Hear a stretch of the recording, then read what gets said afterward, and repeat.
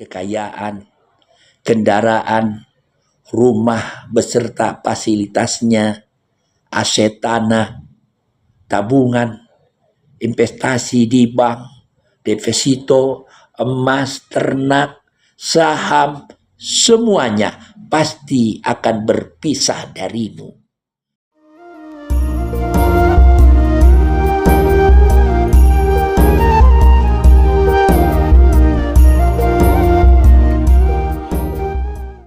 Assalamualaikum warahmatullahi wabarakatuh. Saudaraku, apa yang engkau miliki sekarang berupa harta benda, kekayaan, kendaraan, rumah beserta fasilitasnya, aset tanah, tabungan, investasi di bank, deposito, emas, ternak, saham, semuanya pasti akan berpisah darimu. Semakin banyak jumlahnya, maka semakin panjang pula hisabnya. Kelak akan ditanya, dari mana engkau peroleh? Bagaimana cara memperolehnya? Dan untuk apa engkau gunakan? Syekh Shalih Al-Fauzan hafizullah berkata, al-mal amanah wa iblita wa yajibu ala sahibihi ayyastamillahu fima yudillah. Harta adalah amanah dan ujian yang wajib digunakan pada perkara yang diridhoi oleh Allah Subhanahu wa Ta'ala, sehingga tidak boleh hanya dijadikan sarana menumpuk kekayaan tanpa memperhatikan hak orang lain di dalamnya. Kitab Al-Mukhas Al-Fiqhi jilid 1 halaman 248. Allah Subhanahu wa Ta'ala berfirman, Alhaakumut takatsur hatta zurtumul maqabir. Bermegah-megah telah melalaikan kalian sampai kalian masuk ke dalam kubur. Al-Quran surat At-Takasur ayat 1 sampai 2. Rasulullah sallallahu alaihi wasallam bersabda, yaqulu ibnu Adam, mali mali wa halaka min malika illa ma akalta fa abnaita au labista fa ablaita au saqadakta fa amdaita. Anak Adam berkata, hartaku, hartaku. Padahal tidak ada yang menjadi milikmu kecuali apa yang engkau makan lalu habis, yang engkau pakai lalu usang, dan yang engkau sedekahkan lalu engkau kekalkan. Hadis riwayat Muslim nomor 2958. Hakikat harta yang benar-benar milikmu hanyalah yang dibelanjakan di jalan Allah Subhanahu wa Ta'ala, yaitu di jalan kebaikan. Begitu pula yang engkau cintai saat ini, istri cantik yang selalu engkau banggakan, akan menua seiring berjalannya waktu.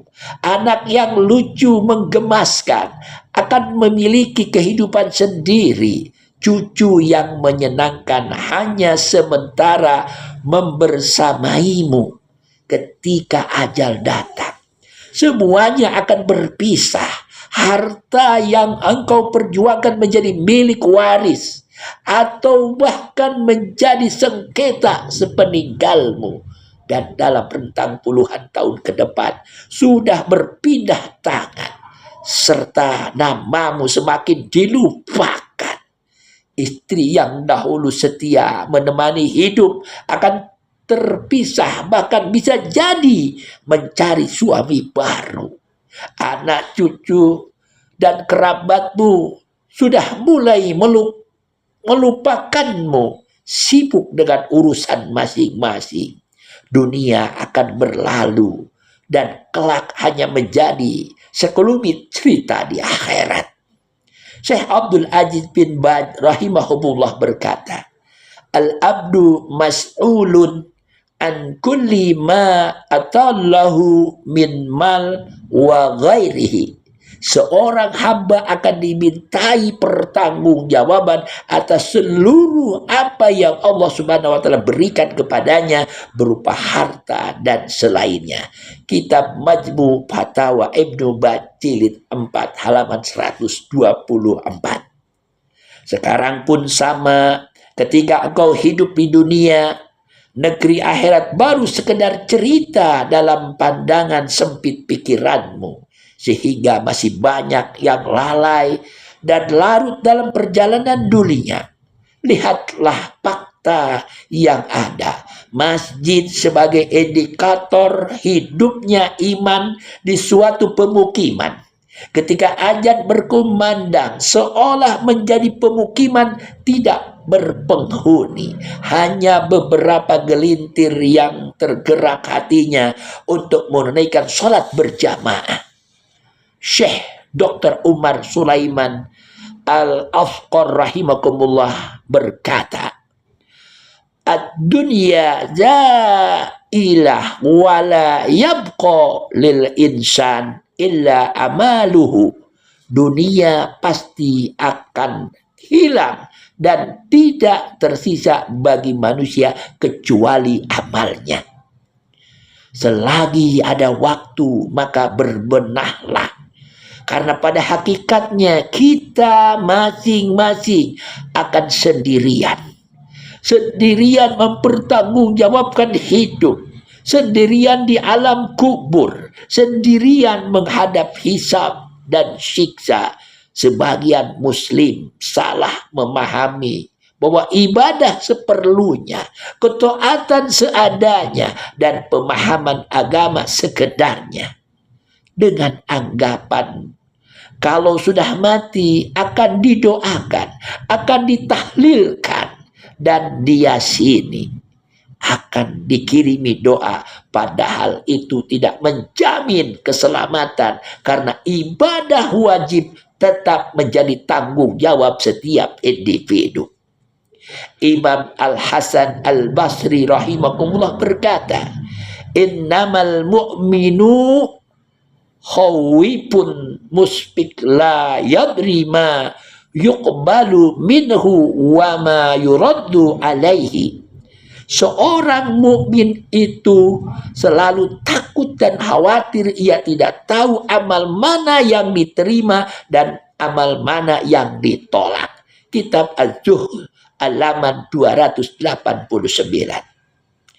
Jika engkau memiliki kelapangan harta, jangan lalai dengan terus menambah saldo, meningkatkan banyaknya status kepemilikan, sehingga menutup mata terhadap kesulitan saudaramu yang sedang terlilit hutang, yang kesulitan memenuhi kebutuhan hidup, yang tersiksa batinnya karena membiayai pendidikan anak. Bisa jadi sedikit kepedulianmu justru yang akan menyelamatkanmu kelak. Bukan hal yang mustahil ketika jasad telah membujur kaku dalam liang lahat, banyak lantunan doa-doa dari orang-orang yang pernah engkau tolong, dari orang-orang yang terselamatkan dari krisis hutang. Di saat istri dan anakmu, keluargamu yang mati-matian engkau cintai justru mulai melupakanmu.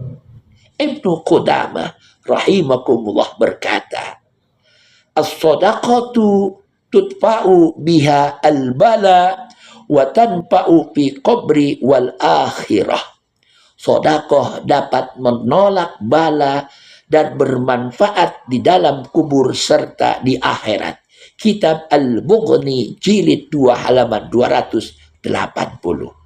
Maka harta yang engkau keluarkan di jalan kebaikan, itulah yang akan menetap menjadi pahala jariah yang tidak terputus, menjadi penyejuk di alam kuburmu, dan itulah bekal yang akan membersamaimu ketika semua yang pernah engkau cintai di dunia telah melupakanmu. Wallahu musta'in. Barakallah. Semoga bermanfaat. Wassalam.